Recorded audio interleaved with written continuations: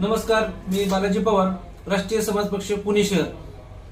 काल परवा आपल्या हडपसर या ठिकाणी विषारी दारू पिऊन 7 लोकांचा बळी गेलेला आहे। त्याचबरोबर पिंपरी चिंचवडमध्ये असं टोटल सर्व 22 लोकांचा बळी गेलेला आहे। तर या एवढे सगळे मयत झाले असताना आणि त्याचबरोबर फक्त 3 लोक निलंबित होतात, पोलीस कर्मचारी। याच्यामध्ये खूप मोठा रॅकेट आहे।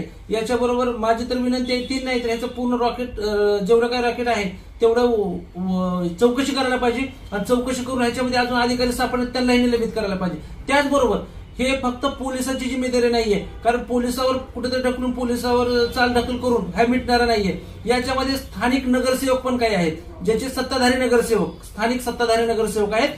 त्यांच्या पाठबळामुळेच हे अवैध धंदे चालत आहेत। त्याच्यामुळे माझी सीपी साहेबाला व आपल्या आयुक्तांना विनंती आहे, याच्यावर चौकशी बसवावी।